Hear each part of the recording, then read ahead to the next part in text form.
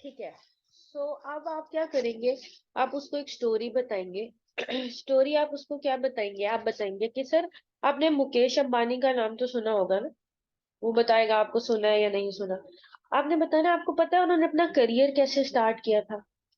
Sir उन्होंने भी अपना करियर नेटवर्क मार्केटिंग से स्टार्ट किया था।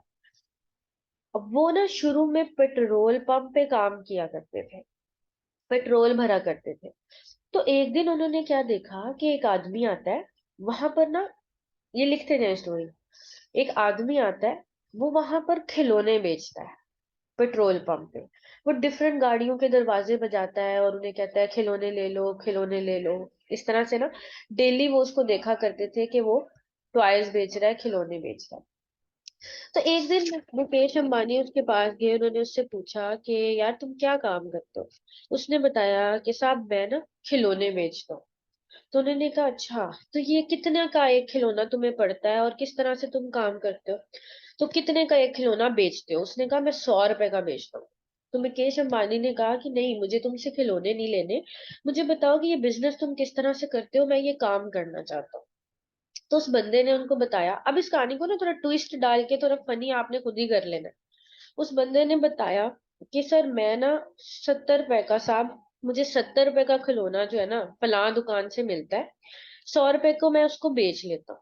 और दिन के, उन्होंने पूछा कि दिन में कितने बेच लेते हो, उसने कहा मैं दिन के ना तकरीबन 10 खिलौने बेचता हूँ और मुझे 30 रुपए का फायदा हर खिलौने में से हो जाता है आराम से। 30 रुपए का फायदा हो जाता है। और 300 खिलौने जो है ना, मैं क्या है, 300 रुपए में हर दिन का प्रॉफिट कमा लेता हूँ। 10 खिलौने बेच के 300 रुपया कमा के मैं घर लेके जाता हूँ। तो मुकेश अंबानी ने कहा अच्छा तो मुझे ना कल अपनी उस दुकान पे लेके जाना, उस होलसेलर के पास लेके जाना, मैं भी ये काम करूंगा। मुकेश अंबानी अगले दिन उस पर्सन के साथ चले गए उस दुकानदार के पास। उन्होंने उससे कहा कि अच्छा कितने का खिलौना बेचोगे। दुकानदार ने कहा 70 रुपए का बेचूंगा। ठीक है, 70 रुपए का बेचूंगा। उन्होंने कहा अगर मैं तुमसे 100 खिलौने खरीदूं तो कितने का एक खिलौना मुझे दोगे। दुकानदार ने कहा अच्छा अगर आप 100 खरीदोगे ना तो मैं आपको 50 रुपए का एक खिलौना दूंगा। उन्होंने कहा ठीक है, कल मेरे कुछ जानने वाले आएंगे, वो तुमसे जो है ये खिलौने ले जाएंगे 50 70 रुपए के हिसाब से। तुम मेरा प्रॉफिट अपने पास रख लेना, मैं तुमसे बाद में ले लूंगा। उसके बाद मुकेश अंबानी क्या गए कि अपने पेट्रोल पंप पे चले गए। वहां पर अपने इर्द गिर्द जो लोग थे उनको उन्होंने बताया कि हम मैंने ना एक नया कारोबार शुरू किया है, मैं खिलौने बेच रहा हूँ और मुझे बड़ी अच्छी उधर से इनकम भी हो रही है, तो आप लोग भी ये काम शुरू करो। उन्होंने अपने जो वहां पर एम्प्लॉयज थे उनमें से 10 लोगों को इकट्ठा किया और आमादा किया कि वो भी वहां से 10 10 खिलौने खरीद के बेचे। उन्होंने बताया ये दुकान है, यहाँ से खिलौने लो और बेचना शुरू करो। वो लोग गए उस दुकानदार के पास, उन्होंने 70 रुपए के हिसाब से खिलौने ले लिए। ठीक है, 100 खिलौने बिक गए। तो क्या हुआ कि वो 100 खिलौने वो लोग लेके चले गए। अब मुकेश अंबानी को 20 रुपए का जो टॉय था ना, पर जो, एक मिनट प्लीज।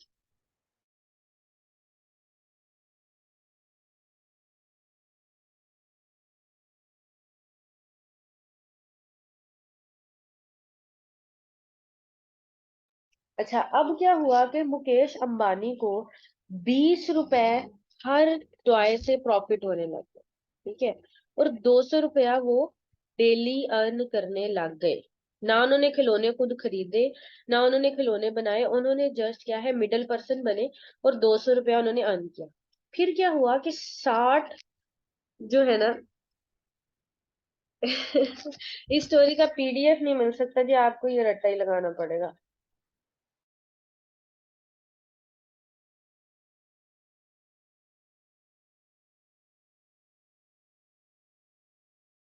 ठीक है। अच्छा, उसके बाद क्या हुआ कि इस तरह बात फैलती गई, वो लोग पैसा कमाने लग गए, तो दूसरे पेट्रोल पंप वाले लोग भी आ गए।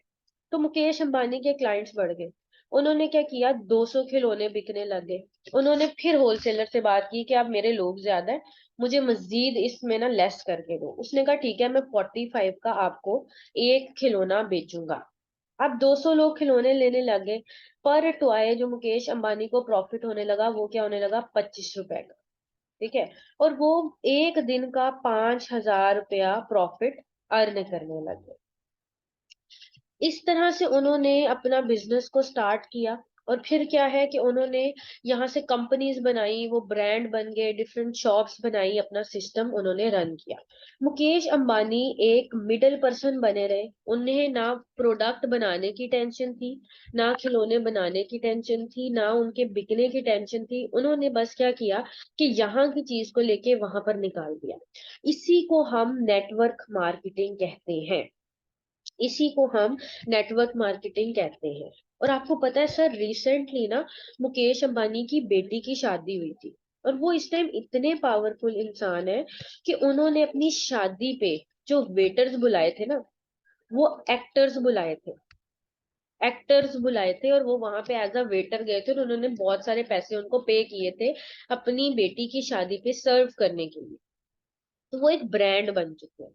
तो सेम ऐसे ही सर, नेटवर्क मार्केटिंग ही एक ऐसा बिजनेस है जहां पे आप जल्दी और अच्छे वे में ग्रो करते हो विदाउट एनी प्रॉब्लम या टेंशन या बहुत ज्यादा जिम्मेदारियों की।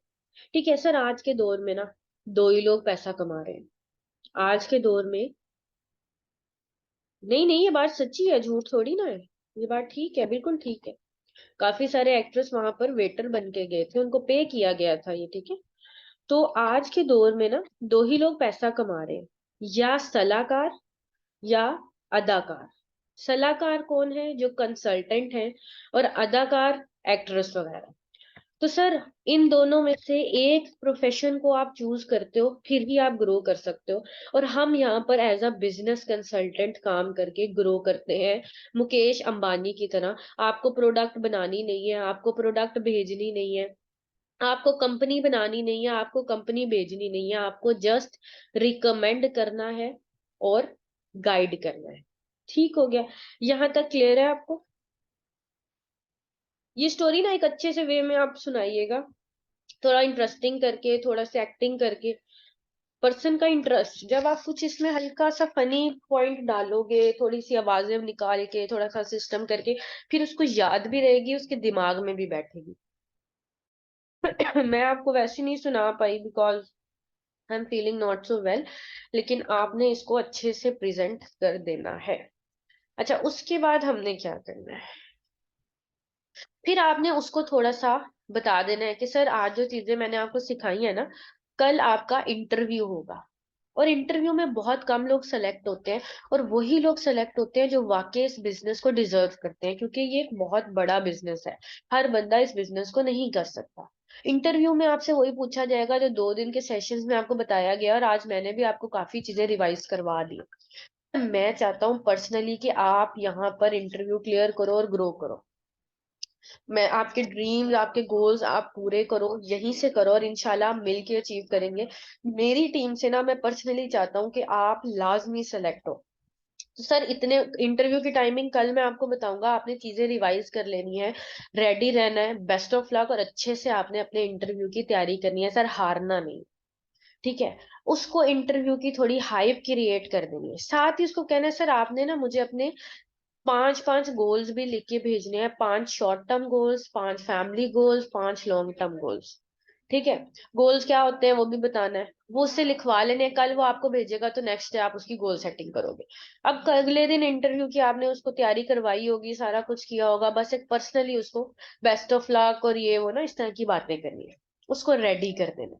तो अब आप लोगों को क्लियर है कि आज के दिन आपने पर्सन के साथ क्या क्या करना है और किस तरह से करना है? सब लोगों को क्लियर है? जल्दी से चैट बॉक्स में बता दो।